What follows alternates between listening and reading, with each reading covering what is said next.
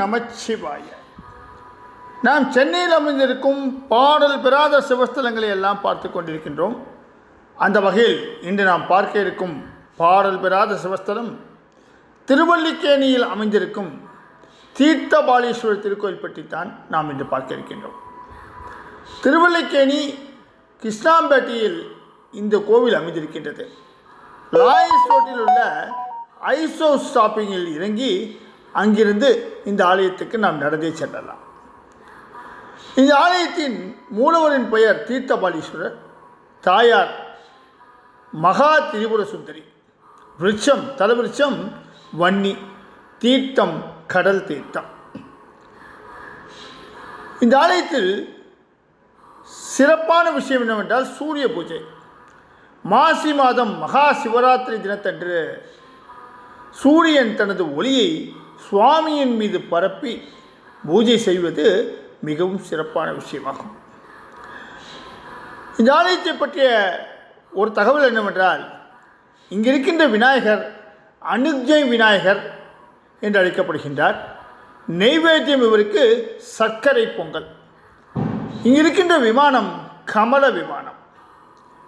இது சுவாமியின் பிற பெயர்களை எல்லாம் பார்ப்போமேயானால் அகத்தீஸ்வரர், சர்வேஸ்வரர், நோய் தீர்த்த பிரான் என இவருக்கு பல பெயர்கள் இருக்கின்றன. இந்த ஆலயத்தின் விசேஷ பிரார்த்தனை என்ன? திருமண தோஷம், புத்திர தோஷம் மற்றும் அனைத்து தோஷங்கள் நீங்கவும் நோயில்லாத வாழ்க்கை அமையவும் இந்த ஸ்தலத்தில் பக்தர்கள் வேண்டிக் கொள்கின்றார்கள். நேர்த்திக்கடனாக இங்கு வேண்டிக் கொண்டு பிரார்த்தனை நிறைவேறியவர்கள் சுவாமி அம்பாளுக்கு விசேஷ அபிஷேகம் செய்து நேர்த்திக்கடனை நிறைவேற்றிக் கொள்கின்றார்கள். இந்த ஸ்தலத்தின் பெருமைகளை பார்ப்போம். இந்த ஸ்தலத்து சிவனும் அம்பாளும் 2 அடி உயரத்தில் மிகவும் சிறிய உருவமாக இருக்கின்றார்கள். சுவாமி சற்றே இடப்புறம் சாய்ந்தபடி தோற்றத்தில் ஒரு வெள்ளரி பழம் போல காட்சி தருகின்றார். அகத்தியர் குள்ள முனிவர் என்பதால் அவர் தன்னை மலர்களால் பூஜை செய்யும் போது தன் உயரத்தையும் குறைத்து கொண்டாராம் சிவன். அதன் காரணமாகவே அவருடைய உயரம் குறைவாக இருக்கின்றார். இவருக்கு கடல் தீர்த்தத்தை கொண்டே பிரதான பூஜைகள் செய்யப்படுகின்றன. அடுத்ததாக இங்குள்ள பிரகாரத்தில் சிதம்பர விநாயகர் தனி சன்னதியில் இருக்கின்றார். இவரை சுற்றிலும் மாணவர்கள் தாங்கள் படிக்கும் வகுப்பு எழுதி வைத்திருக்கின்றார்கள். இவரை பாசாக்கும் கணபதி என்று செல்ல பெயரிட்டு அழைக்கின்றார்கள். அதாவது தேர்ச்சி செய்ய வைக்கும் கணபதி என்று செல்ல பெயரிட்டு அழைக்கின்றார்கள்.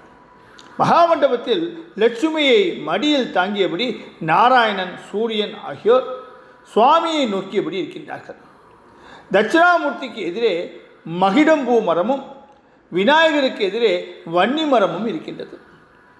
ஞானம் தரும் இருவரையும் ஒரே இடத்தில் நின்று தரிசனம் செய்தால் நல்லது என்பது நம்பிக்கை. சுற்றுப்பிரகாரத்தில் அரச மரத்தின் கீழே உள்ள சிவன் மற்றும் நாகருக்கு அபிஷேகம் செய்து வழிபட்டால் தோஷங்கள் நீங்கும் என்பதும் நம்பிக்கை. ஆண்டுதோறும் மாசி மகத்தன்று தீர்த்தவாரி திருவிழா நடக்கின்றது. இந்த தினத்தில் சுவாமி கடலுக்கு சென்று நீராடி விட்டு திரும்புகின்றார். சென்னையில் உள்ள சிவாலயங்களில் இவரே முதலில் கடலில் தீர்த்த நீராட வருகின்றார். சரி, இந்த ஆலயத்தின் தலவரலாறு என்ன? கைலையில் சிவன் திருமணம் நடந்தபோது உலகை சமநிலைப்படுத்த அகத்தியர் பொதிகை மலைக்கு சென்றார். வழியில் அவருக்கு உடல்நிலை பாதிப்பு ஏற்பட்டது. வன்னி மரத்தடியில் இலைப்பாரினால் நோய் தீரும் என்பது நம்பிக்கை. எனவே இந்த ஸ்தலத்தில் உள்ள வன்னி மரத்தடியில் அமர்ந்து சிவபெருமானை தியானித்தார் அகஸ்தியர்.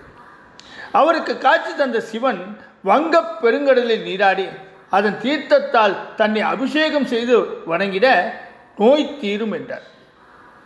அகத்தியர் கடலில் நீராடி கமண்டலத்தில் நீரெடுத்து சுவாமிக்கு பூஜை செய்து நோய் நீங்க பெற்றார். கடல் தீர்த்தத்தால் தன்னை பூஜை செய்யும்படி கூறிய சிவன் என்பதால் இவர் தீர்த்தபாலீஸ்வரர் என்று அழைக்கப்படுகின்றார். அகத்தியரின் நோயை தீர்த்ததாலும் இந்த பெயரில் அழைக்கப்படுவதாக சொல்லப்படுகின்றது. இப்பேற்பட்ட இந்த ஆலயத்தில் மாசியில் தீர்த்தவாரி, மகா சிவராத்திரி ஆடிப்பூரம் இவைகளெல்லாம் சிறப்பாக கொண்டாடப்படுகின்றன. இத்தகைய பெருமை வாய்ந்த இந்த ஆலயத்தை நீங்களும் தரிசித்து சிவகடாட்சம் பெற வேண்டி இந்த உரையை இத்தோடு முடிக்கின்றேன். நாளை வேறொரு பாடல் பெறாத சிவஸ்தலத்தில் உங்களை சந்திக்கின்றேன். ஓம் நமச்சிவாய.